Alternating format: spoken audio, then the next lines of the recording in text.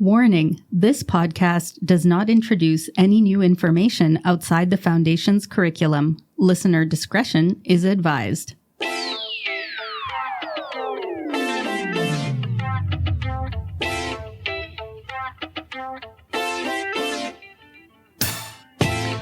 Hey there, friends and curious minds tuning in. Welcome to another episode of Real Doctors, Real Friends, the podcast that takes you on a behind-the-scenes tour of the world of medicine, one episode at a time.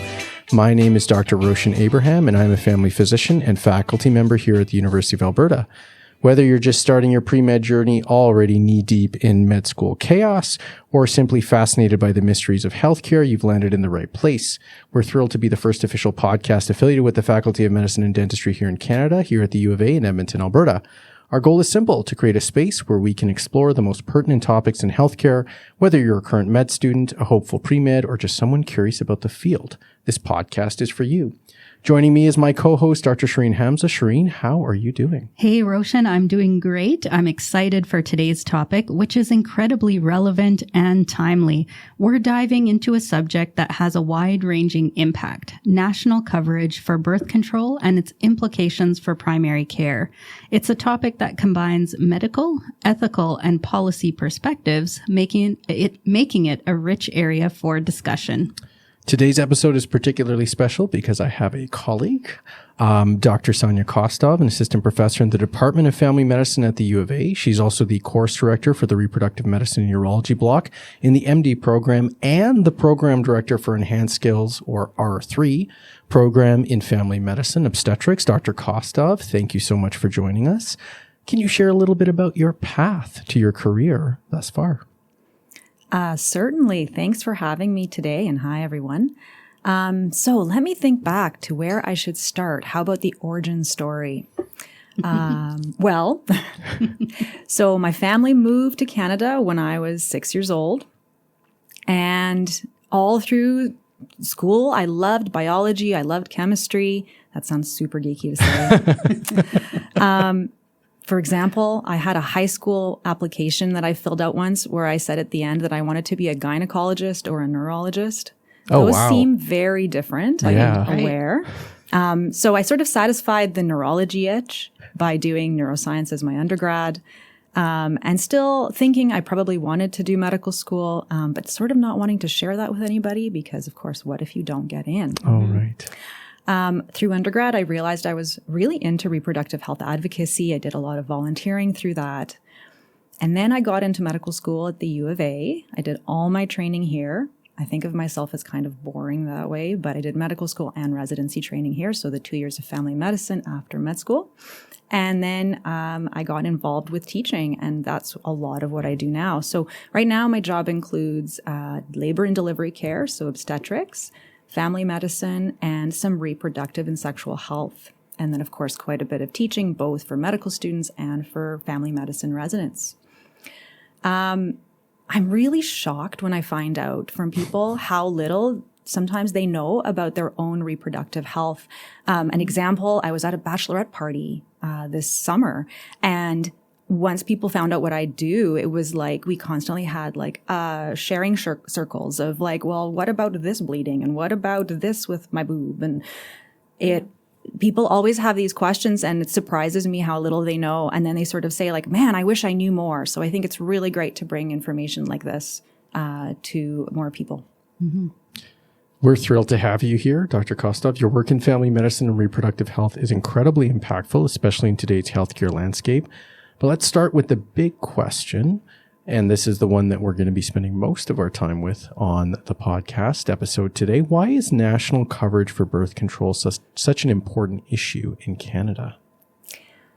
Well, so let's dive right in. So to me, the answer is quite simple. In Canada, between 40 to 50% of pregnancies are unplanned. To put this into a public health context, Canada has almost 400,000 pregnancies or babies born per year, and almost half of those babies are born to people who maybe hadn't planned or perhaps weren't ready to have a child at that time. And some more staggering statistics, unintended pregnancies cost the government about $320 million a year, whereas if we implemented universal contraception, this would cost only about half of that. So, I mean, that's the money. But if we bring it back to the individual, the United Nations considers access to birth control a basic reproductive right. Many countries worldwide, including the UK, Australia, and New Zealand, provide no-cost contraception because they know that easing access to birth control reduces the number of unplanned pregnancies and abortions, allows individuals that can childbear greater control of their bodies, and improves societal health overall. It seems to me like a no-brainer. It does. Yeah. I was just thinking of that term, like no-brainer. For our listeners who might be new to this topic, could you give us an overview of the current state of birth control coverage in Canada? So great question. I think that helps us sort of see where we're at right now, because there's more work to be done. So BC was the first to implement universal contraception coverage in April of 2023. So it's been around for over a year, and it is still the only province to have done so. In February of this year, the federal health minister introduced a new bill, Bill C-64, into Parliament. The purpose of this bill is to provide universal coverage for contraception in all provinces and territories. However, what's tricky about this is that every province and territorial government must agree to this plan because healthcare is under provincial jurisdiction. So where are we now? Manitoba recently announced universal coverage starting on October 1st of this year, which is really exciting. All other provinces and territories still provide coverage for only certain populations, so people have to meet the criteria to have coverage. For example, Ontario covers birth control for people under 25 years of age. And as maybe some listeners have heard, certain provincial governments, such as Alberta's, have not yet been supportive of universal coverage. They say that many individuals have access to private healthcare plans through work or school.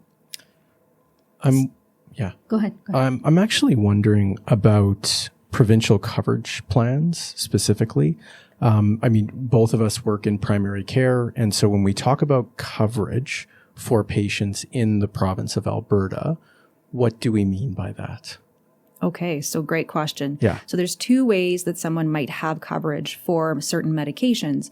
One would be if they qualify through public funding. For example, if they fall into a certain population, exactly, under a certain income bracket. But a lot of those can be difficult to access because they require patients sometimes jumping through a lot of hoops to getting the access they need. Yeah. And then the other one, which is what the Alberta government is saying, is that lots of people who have full-time employment have a private coverage plan that they actually pay into that then they can access to get medications paid for. What's interesting about that, just sort of a fun tidbit, is having done this work now for 11 years, some of these private plans have these really strange stipulations. Yes. For example, you can only get an IUD covered if it's being used to control bleeding, but not for contraception. That you can only prescribe the birth control pill. So there's all these weird things because these are private companies. And so they're, of course, also looking to save a buck. Yes. And I think that's relevant and also a fast forward and a foreshadowing for our first year students. We'll be just barely scratching the surface through our Intro to Health Systems talk towards the end of Foundations. And the last DL case will involve access to healthcare, and we will be talking about how certain drug plans, provincially funded drug plans, are available to certain populations. But as you mentioned, there are restrictions when it comes to background, as well as, most importantly, the paperwork. And whether or not those patient populations have the support to do that paperwork is another thing. Mm-hmm. Yeah. So elaborating on some of these ideas a little bit, what are the existing gaps and how do they affect different populations, especially marginalized communities? So as you have just said, Dr. Abraham, there are definitely certain populations who are disproportionately affected by a lack of coverage. For example, women and gender diverse individuals, people who make a low income, and young people are more likely to lack that private coverage through their work because they either hold a part-time job or a contract job. People from low-income households are more likely to use either less effective or no contraceptive methods at all. So knowing that, it's not surprising that over 50% of those unintended pregnancies that we're talking about occur in people aged 20 to 29. However, also, as you said, there are barriers even if contraception becomes universally covered. For example, individuals living in rural and remote communities, they face difficulties accessing a healthcare provider to begin with. Yeah. And even extending from that, there are certain clinics set up in the city that can provide free contraception, but those rural, remote individuals are never going to be able to access that.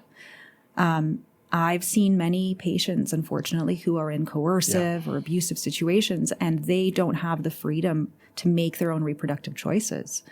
And then for many people with a history of personal or intergenerational trauma at the hands of Canadian government or a healthcare provider or system, discussing intimate reproductive concerns or trusting the advice or a medication or a device offered by a provider can be really hard. So to add to this, Canadians are subjected to misinformation about their health every day. Oh my gosh, there's so many. I mean, you highlighted so many of the reasons. I mean, I don't think misinformation has been, that's not true. I don't think I've dived deep enough into it with my patients because most of the time my patients sort of understand how I've counseled them on contraception, but I am now wonder whether or not for some who have maybe said no, very few, or who have decided against sort of pursuing it, whether or not misinformation is potentially playing a role in it. But you highlighted all of the important ones, and especially trauma, I think is incredibly important, that patients are not as easily open to sharing with even a trusted healthcare provider. Yeah. Yeah. And I hear from patients every day about the videos they saw on TikTok about, and contraception is one of those that's quite laden with misinformation because it deals with intimate healthcare issues like reproductive health. And so patients often don't even have someone else to ask. Yeah. So having said all of this, it does definitely sounds very overwhelming. But as healthcare professionals, there are things that we can do on an individual level and on a population level. So we've talked a lot about the barriers to accessing birth control, including the cost and these other systemic issues. So what works? What should we do? Well, conveniently, there was a study done in 2010 called the Choice Project. And I like referencing this study because they did a really great job. They took 10,000 people who were recruited who wanted to use at least 1 year of contraception. These participants were then educated about all the different options available to them, and then they were allowed to choose whatever option they wanted free of charge. 2/3 of these participants then chose a long-acting reversible contraception method, or we call it a LARC for short. So this would be either an IUD or intrauterine device or a hormone-containing implant. These are put into the arm. These types of contraception are known to be more effective than birth control that needs to be remembered. So if a patient needs to remember to take a daily pill or to use a condom every time they have sex, there's going to be a higher rate of failure because, frankly, we all forget to do things or we don't do them properly. Yep. So what the study confirms is that when patients are well informed about their choices, they choose the highly effective forms of contraception.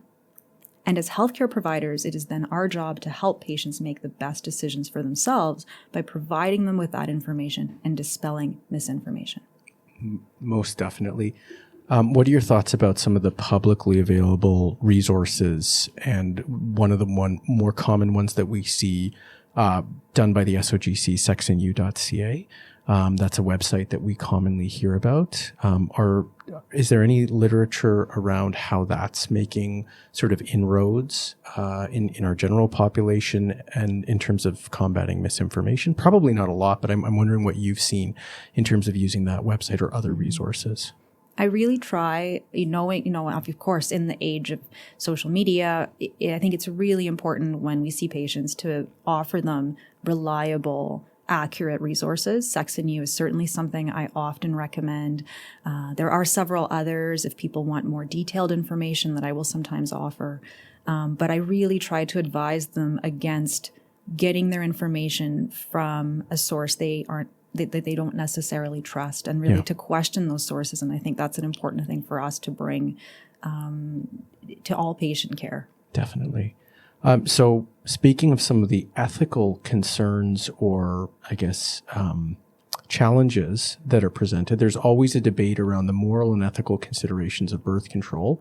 How do you approach these conversations in your practice, especially when dealing with diverse patient backgrounds and beliefs? And, I mean, because you also do work in this area for a long period of time, what about colleagues, like physician colleagues, who have diverse backgrounds and beliefs? Let me touch on the patient conversations first.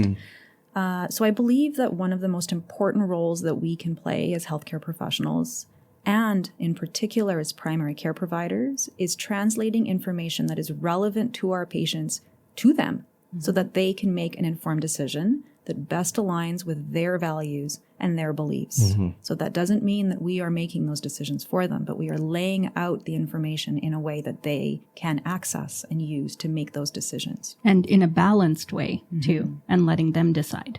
Right. So contraception is a great example of a topic where we really get to showcase our skills in informed and shared decision-making. So, for example, sort of touching on what you mentioned, so I often see patients looking for a highly effective form of birth control, but are reluctant to use certain types because they are misinformed on how this type actually works to prevent pregnancy. So a common misconception is that many forms of contraception or birth control work after conception or after the sperm and the egg have already met.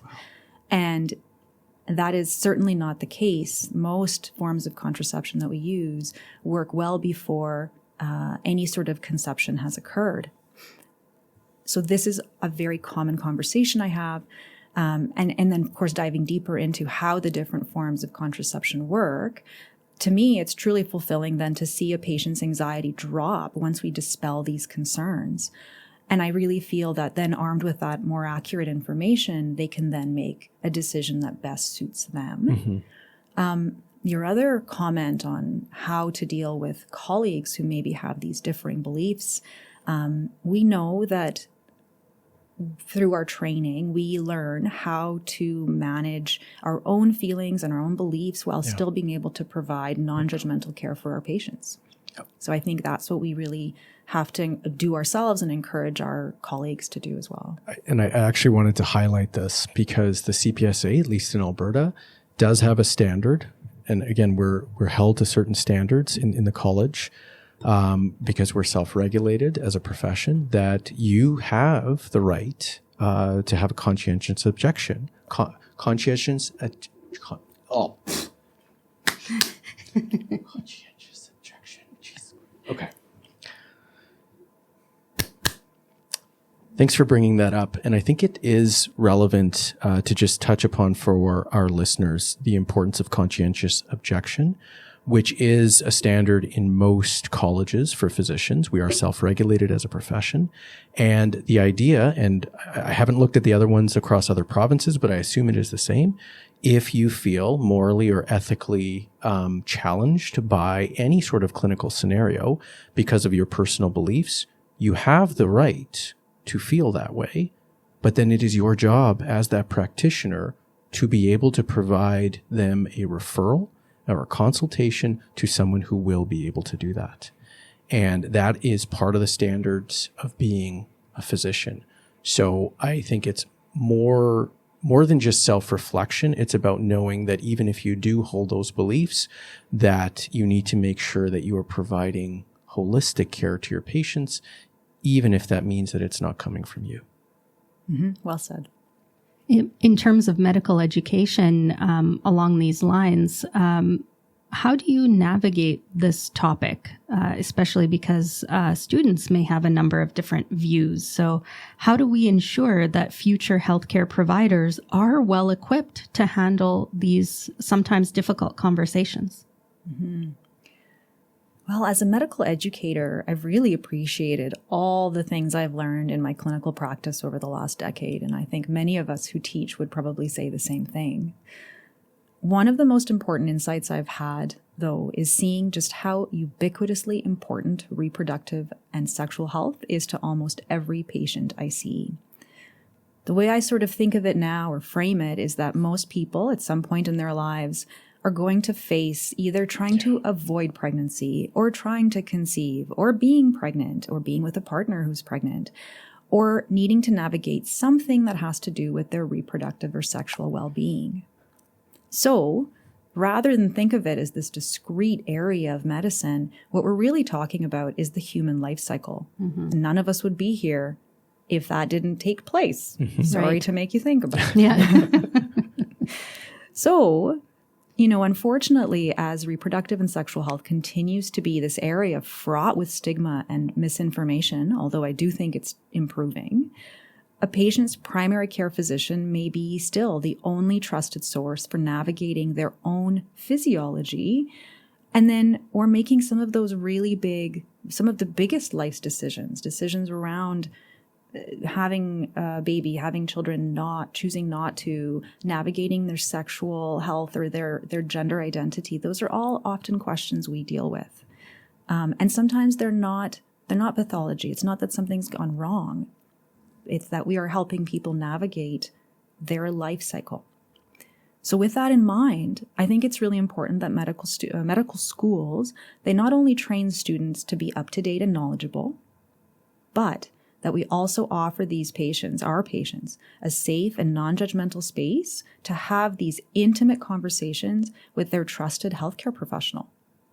These are really great points. If we change direction a little bit, looking ahead, what do you see as the future of birth control coverage in Canada? Well, many of my colleagues and I hope that Canada will eventually implement universal contraception coverage. It would certainly make our jobs a lot easier and our patients a lot happier. Otherwise, what's coming up, looking ahead, there may be some prescription contraception options coming up for non-childbearing individuals to use. It's in the works. I don't know anything about it coming out into the market soon. Do you? Nope. Okay. However, this is the part I've gotten quite excited about over the last few months. As a clinician who inserts a lot of IUDs and does a lot of painful in-office gynecologic procedures, we do now have some much better pain control options. And to me, this is revolutionary. Yes, it is. And because I've been in practice for 11 years, and this is the first time I can say, I don't have to feel guilty when I am going to tell a patient I'm going to do something painful to them, because we can manage it a lot better. So stay tuned. If you're in first year now and you're coming into Repro Block next year, stay tuned. Oh, they have to wait? I know. Oh, yeah, this is how I keep them very excited, waiting with bated breath. That's fair enough. It is revolutionary. That is exactly it. I wouldn't say anything more. Why weren't we using it earlier? Oh my God. As we wrap up, Dr. Kostov, what advice would you give to medical students and new doctors who are passionate about reproductive health and want to make a difference? How can they get involved and advocate for better policies and practices? Well, when I think about your question, I feel like my answer is pretty general. Very simply, I would encourage anyone passionate about advocating for reproductive health to just speak up. As Canadian citizens, we have a voice. As healthcare professionals, we also have a voice. We can speak publicly. We can write in public forums. We can tell our governments what we want changed and then create momentum by connecting with others. We can use social media to promote equity and accurate information. So please go forth and let's all join together and do a great job at this. And we've got a student podcast, the Repro podcast, right, by students, I think, continues to go strong. I mean, last year I checked, and it's an amazing podcast actually from students here at the U of A. And again, they've been going on for many years now. So I think there are unique opportunities to do this. And I would say more voices are needed. I used to think, oh, you know what? We should just have, our trusted sort of sources be the representatives. With the amount of misinformation that's out there, I seriously think it's both quality and quantity that we need. We just need a lot of us to be able to say something. And so that's why I'm glad we actually had one of these episodes with this topic, because it's just something that seems so obvious and so needed. And yet I'm sure for many reasons that are known to both of you why this is still fraught with misinformation when it should be so obvious. I think it's because, sometimes we feel uncomfortable. A lot of these topics are difficult to discuss out in the open. But if we start to make people more comfortable with the idea that, okay, let's talk about this, then I think it's going to be positive for the future, for sure. Mm-hmm. So if I can offer this, so back to that bachelorette party, if you are that person that happily says vagina at a bachelorette party, then people know that they can talk about this stuff, and then they just do. And so it's really, we have to destigmatize talking about this incredibly important part of the human life cycle of human life. Yes, absolutely. Well, thank you so much, Dr. Kostov, for sharing your expertise and your insights. It's been an enlightening discussion, a really pleasant discussion, and we're grateful for the work you do in this critical area of healthcare. Absolutely. It's been a pleasure having you on the show, and I should let our listeners know that Sanja and I were the first ones to introduce curricular podcasts here at the U of A. So she is coming back as a guest, even though we were in the trenches doing some initial podcasts for the communications curriculum. Oh my gosh, pre-pandemic, I want to say. So it's been many years. Whoa. To our listeners, we hope you found this episode as informative and thought-provoking as we did.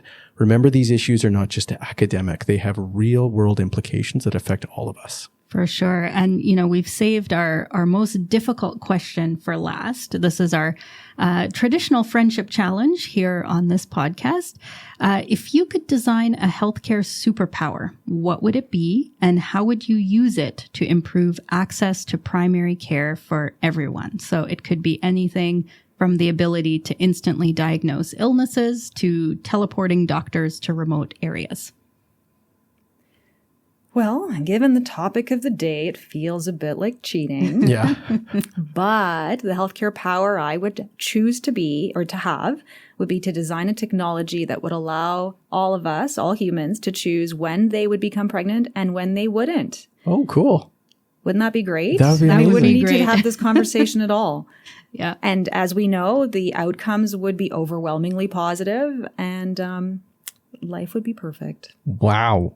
That's a great one. That's a great one. Yeah. Do you want to go or should I go? I could go. Okay. Maybe mine is a composite superpower.